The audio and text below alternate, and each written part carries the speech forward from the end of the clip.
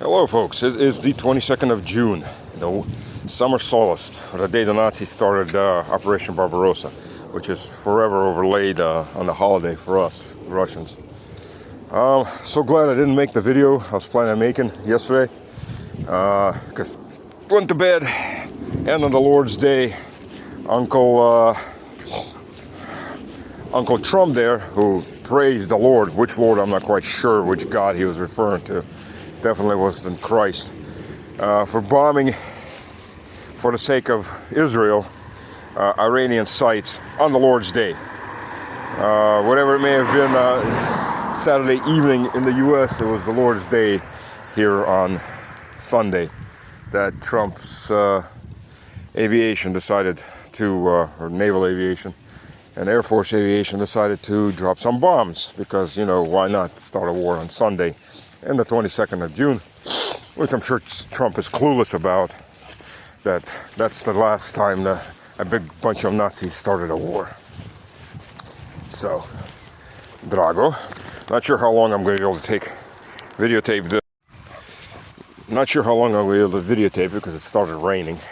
So this is not sunny Greece or Cyprus. This is rainy northwestern Russia. Quite literally, it's been one cold June, all things considered. April and May, except for that 1 week of freezing temperatures in May, beginning of May, have been very warm, hot. And then we got into June, which is cold. So, yeah, it is what it is. Drago. So there's Drago, as we're out walking in the rain. The favorite job of an infantryman, walking in the rain. My wife is always, why don't you bring an umbrella? Oh, I don't know, dear. Kind of never got used to having umbrellas. Maybe I should have, but I used to, regardless of what the weather, that's what you march in. And I've got allergies, so I am sorry if I'm sniffling. I don't have much of a choice in this case, in this manner. So anyways, Trump bombed. Fordo,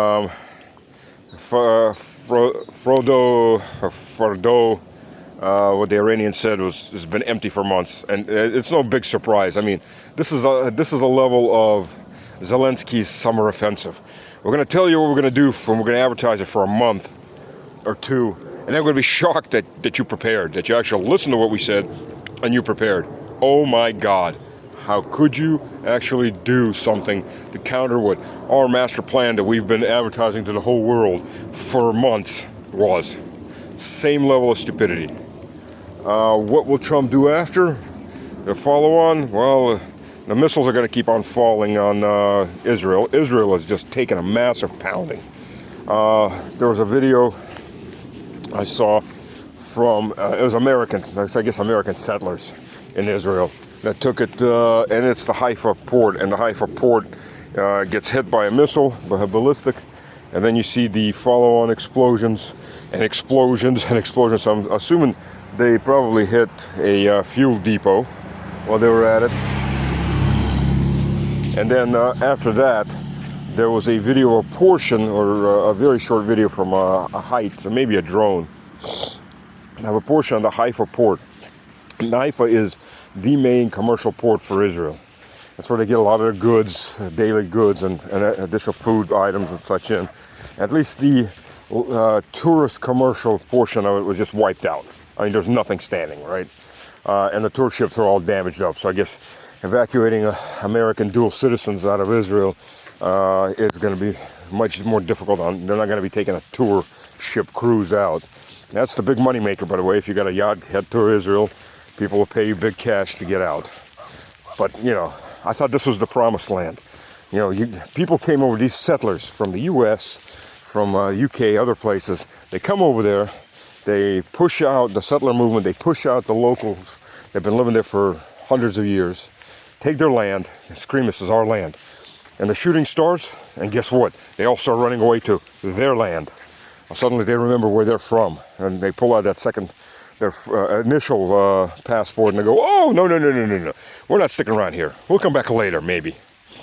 Yeah, that says a lot about these people. Now, I mean, okay, if you're dedicated, then stand and fight. Don't run like cowards. If you're dedicated, this is your new land. Damn it, this is, if you consider this promised to you by God, why aren't you standing and fighting? Very mercenary, if you ask me. While the locals can't fight back, yeah, you can bully them around. That's another thing. Trump talked about the biggest bully. They hit the biggest bully in the Middle East. Whom? Israel? No, no. How many wars has Iran started?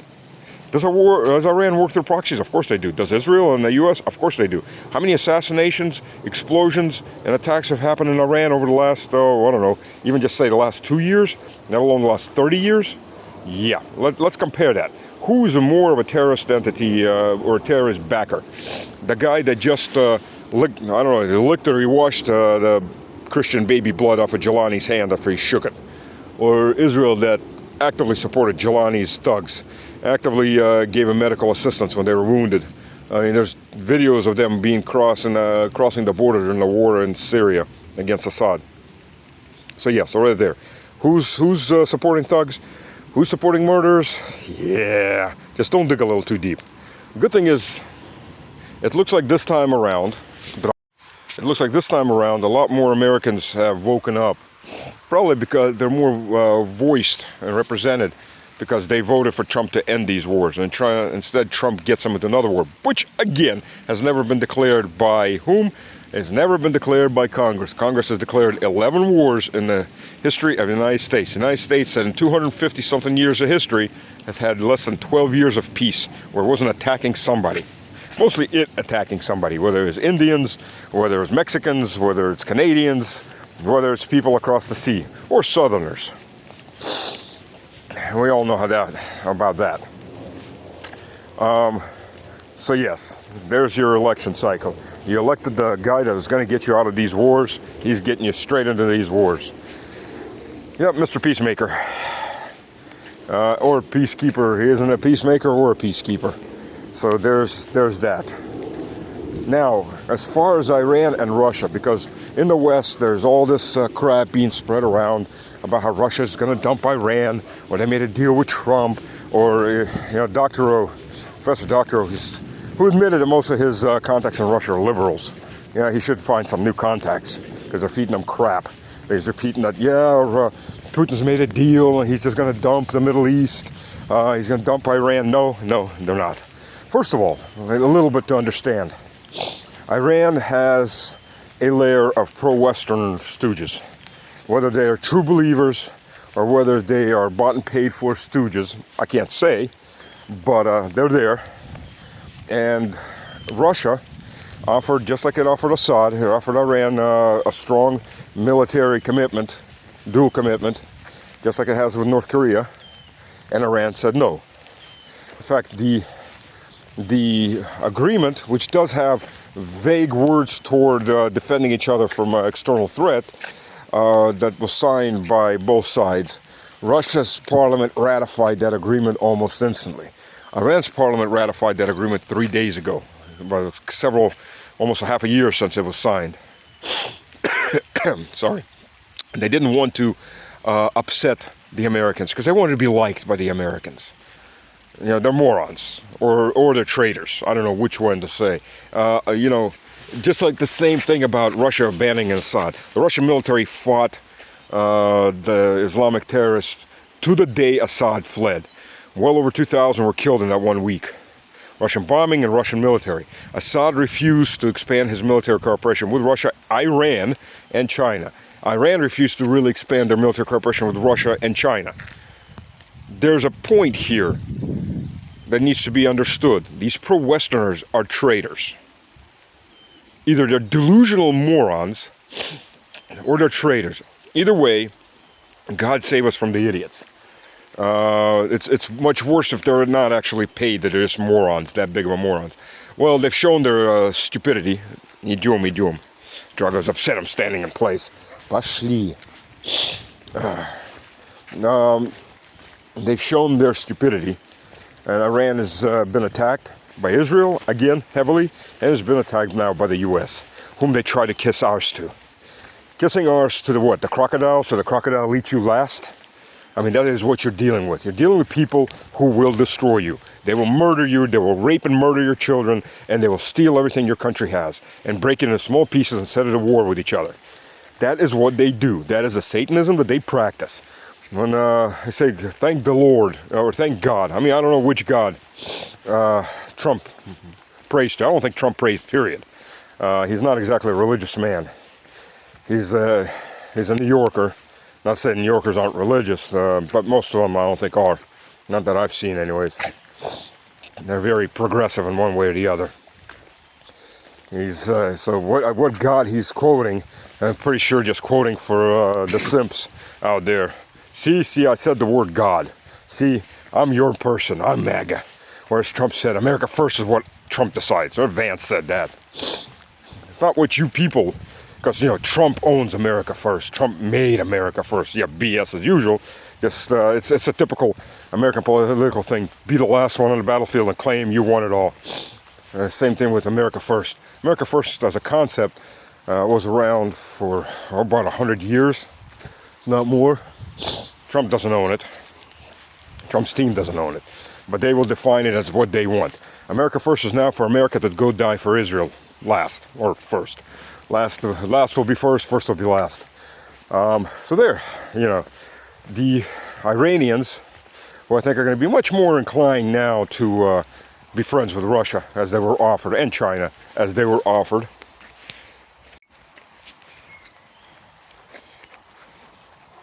So the Iranians, I think, will be much more inclined now. The Westerners have shown their stupidity, or their traitorness. And I doubt it they're going to hold much sway. The military, I think, is going to have much more say now. This is a war. Now, Iran has said they're going to close the Straits of Hormuz. Yay for the price of oil. Zelensky will be crying. Oh, so will America. If the Straits Hormuz are closed for more than about a week, you're going to have real hits on the American economy, the British economy, everybody else. Because oil will not just skyrocket up, it'll stay up.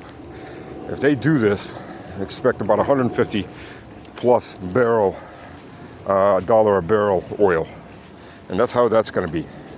Yeah, so expect big bucks. That's, you should be looking at $8 to $10 a gallon gasoline. Probably by mid to end, probably closer to mid-July, if the Straits of Hormuz are closed. That's my guesstimate. So we'll see. We'll see about that. And as diesel skyrockets up too, you're going to get slammed with massive cost increases. Trump talking about how many there are billions of dollars in tariffs that they take every week, or over this the tariff trade war, or his tariff program. Well, your prices are going up, and if your prices aren't going up to full volume, it's because the corporations are swallowing a portion of that. But guess what happens tax season? Corporate taxes go down, and maybe they'll even get money from the government, because everything they're swallowing, they're writing off. It's no longer profit. So pay, robbing Peter to pay Paul. One way or the other, you're going to get slammed. You're going to be the ones paying for it. That's how the system works. There's no free money. There's a Russian saying, the only free cheese is in the mousetrap. So, I think that's how that's going to go. Whether you like it or not. I